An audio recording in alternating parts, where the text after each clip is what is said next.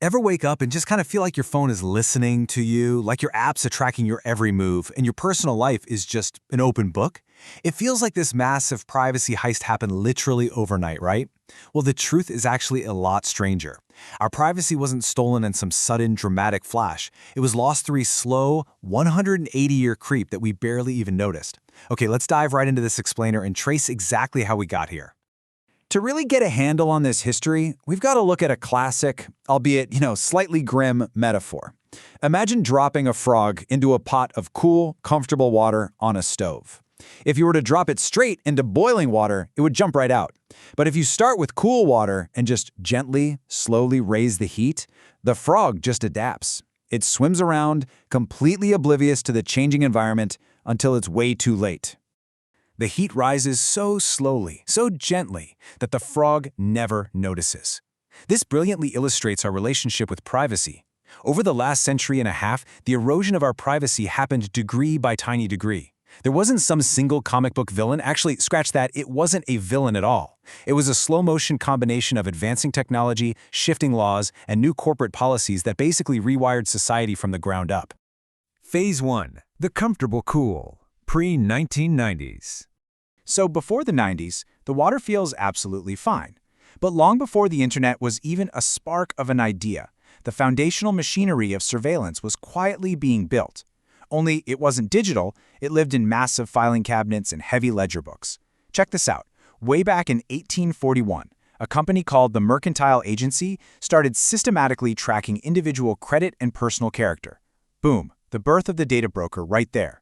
Fast forward to 1921, and credit associations had mass physical archives on millions of ordinary Americans across over 200 cities. Now, the law did try to keep pace. In 1965, the Supreme Court case Griswold v. Connecticut established a constitutional right to privacy, a huge win. And in 1974, the Privacy Act tried to regulate how the federal government stored personal data.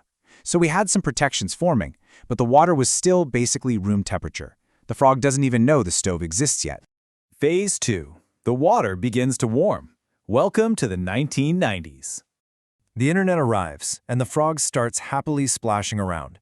This new digital world is incredibly exciting. It's connected, it's full of shiny new possibilities.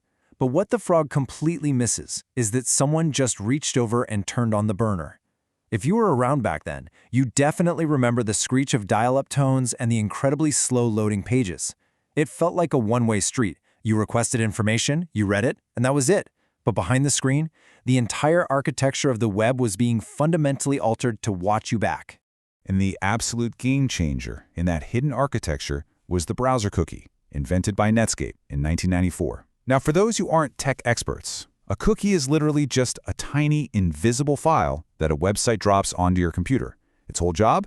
To report your online habits back to the company. For the very first time in human history, the places you visited could actually remember you. And more importantly, they could follow your digital footprint long after you left. The internet went from something you read to something that reads you. So how did the world react to this? Well, we saw two radically different approaches. In 1995, the European Union sounded the alarm early, issuing a data protection directive to try and get ahead of the curve. Regulators over there sensed the danger. But across the Atlantic, American companies largely ignored it. The U.S. approach in 1997 was essentially to build a Wild West. It was an environment fueled by rapid innovation, sure, but with virtually zero rules or standard protections for consumer data. Just how Wild West are we talking? 17 out of 100. That's it! A landmark 1997 study looked at the top 100 most visited websites. Only 17 had any sort of privacy policy at all.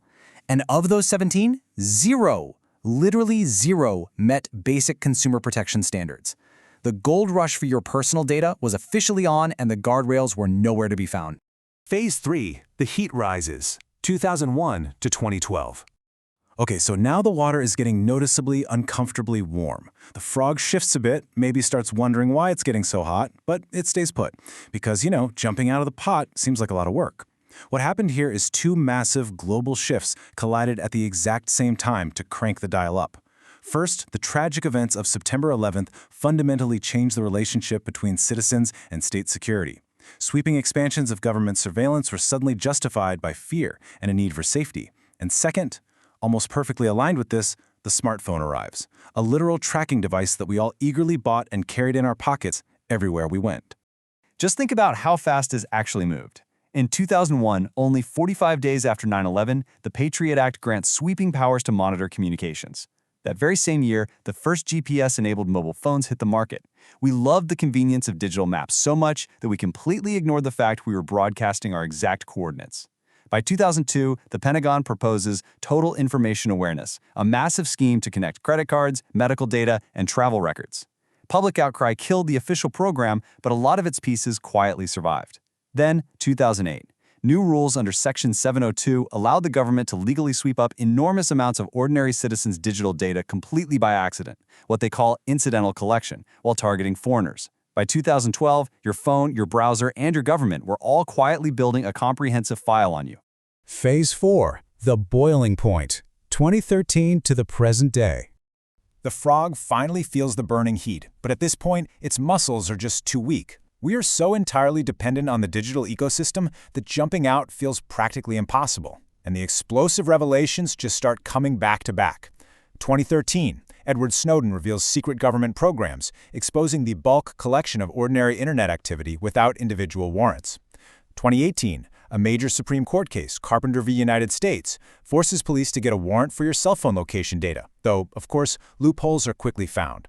2021, the Pegasus Project shows military-grade spyware infecting the phones of journalists and activists globally. No device is safe.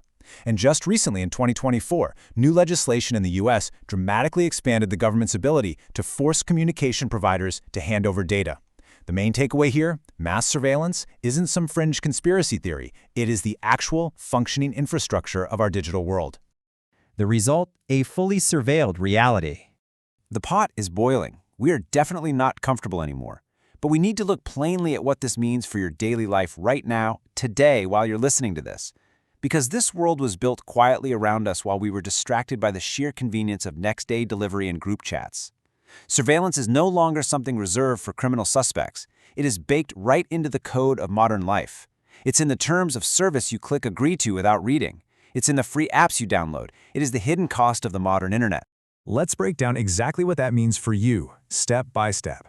Step 1, your location is sold. Your smartphone pings your location every few seconds. Data brokers scoop that up and sell it to advertisers, or even to law enforcement, completely bypassing the need for a warrant.